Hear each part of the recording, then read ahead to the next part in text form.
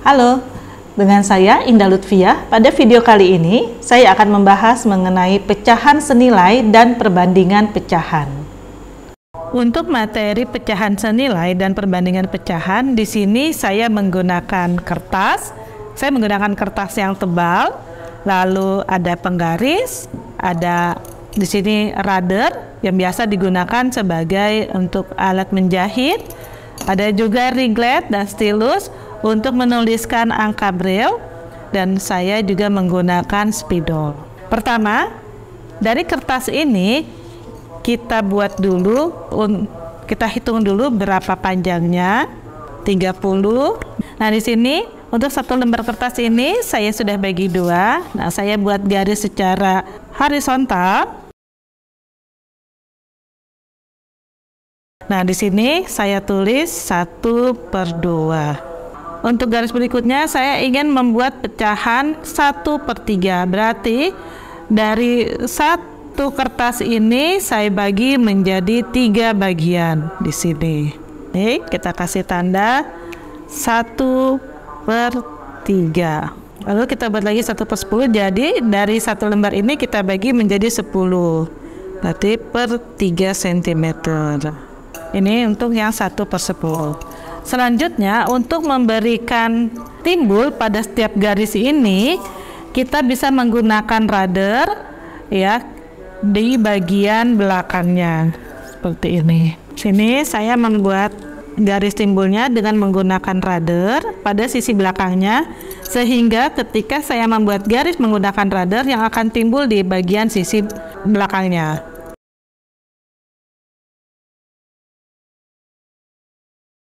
Untuk setengah, di sini saya membuat garis lagi.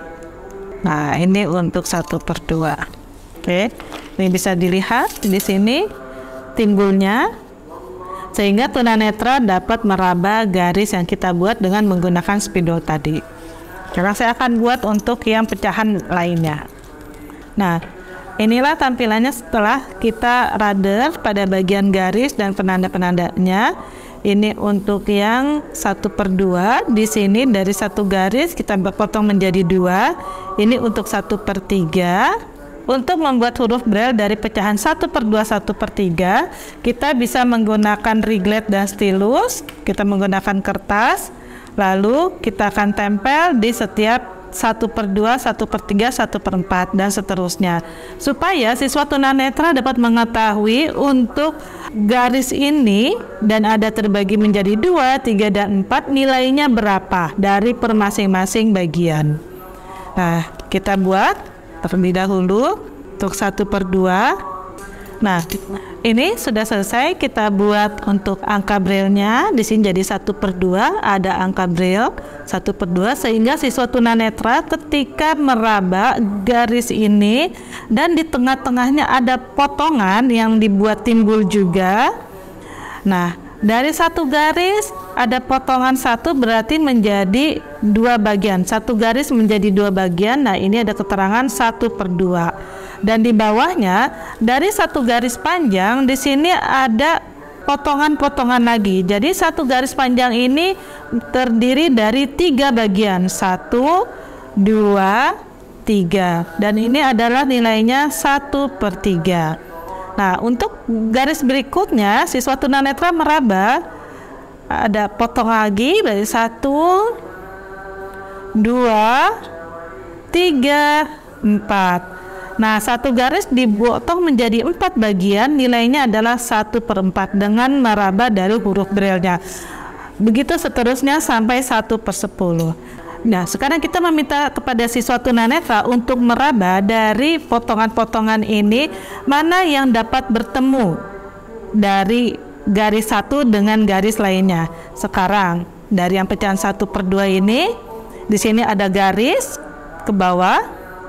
Nah, di sini ada garis juga nih. Ini nilainya berapa ya? Kalau di sini nilainya adalah 1/2. Lalu ini dengan garis yang sama nilainya berapa? Ternyata oh, di sini ada garis lagi dan sini ada garis. Di sini adalah nilainya 1/4. Tapi ada 2 bagian dari 1/4. 1/4 1/4. Bisa kita tuliskan 1/2 sama dengan 1/4 ditambah 1/4. Kalau kita hitung 1/4 tambah 1/4 adalah 2/4. Disederhanakan 1/2. Berarti 1/2 sama dengan 2 potongan 1/4 tambah 1/4. Oke, selanjutnya dari garis pecahan ini kita juga bisa mengetahui mana pecahan yang lebih besar. Sekarang coba kita raba untuk 1/3.